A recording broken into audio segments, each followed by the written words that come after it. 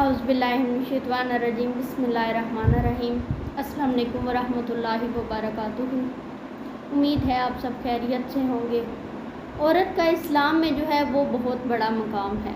औरत अगर बीवी के रूप में थी तो नबी करीम सल्लल्लाहु अलैहि वसल्लम ने फरमाया, खदीजा अगर तुम मेरी जिल्द भी मांगती तो मैं उतार कर दे देता। जब यही औरत बेटी के रूप में थी तो नबी करीम सल्लल्लाहु अलैहि वसल्लम ने सिर्फ खड़े होकर इसका इस्तकबाल नहीं किया, बल्कि फरमाया, मेरी बेटी फ़ातिमा मेरे जिगर का टुकड़ा है। और जब ये औरत बहन के रूप में थी तो फरमाया, बहन तुमने खुद आने की ज़हमत क्यों की?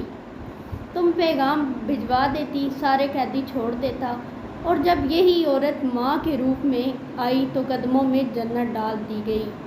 और हज़रत बरी सदा भी तारीख़ ने महफूज कर ली।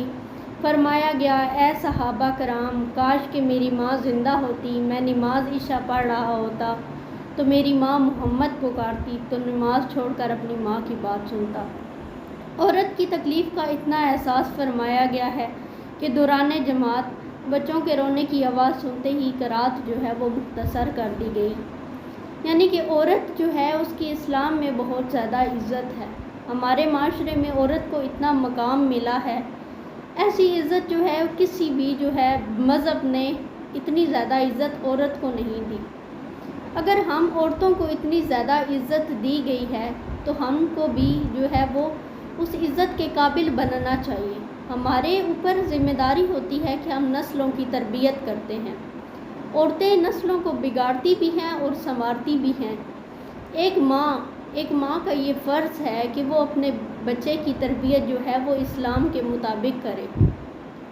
जब औलाद नेक होती है तो वो माँ बाप के लिए सदका जारिया बन जाती है, इसाले सवाब करती है। कोई भी नेक काम करती है तो माँ बाप को उसका जो है वो सवाब मिलता है।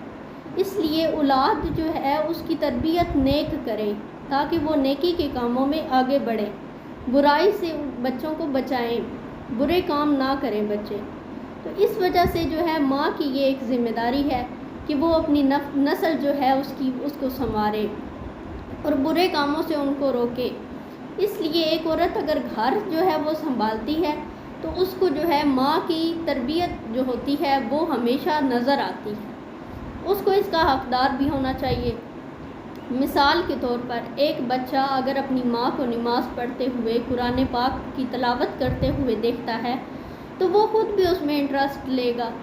अगर माँ बाप जो है वो नमाज नहीं पढ़ते तो औलाद भी ऐसी चीज़ों में इंटरेस्ट नहीं लेती।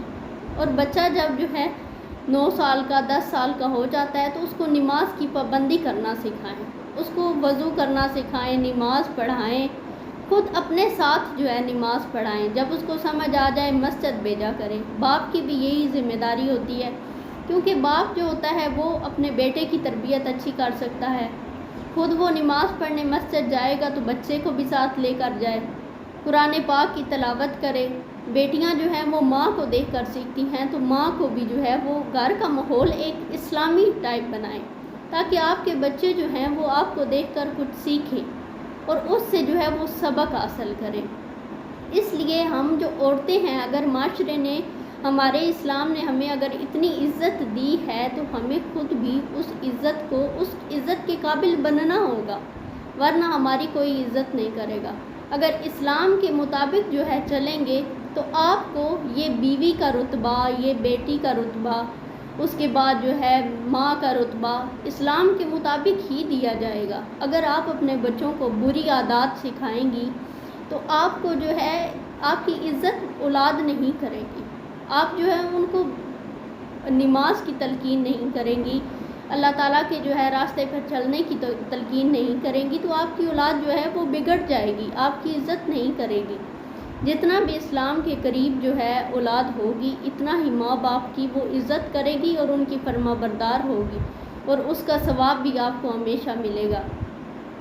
अल्लाह ताला हम सब को जो है अपने बच्चों की अच्छी तरबियत करने की तौफीक दे और बुरे कामों से उनको रोकने की तौफीक दे। सदक़ल्लाहुल अज़ीम।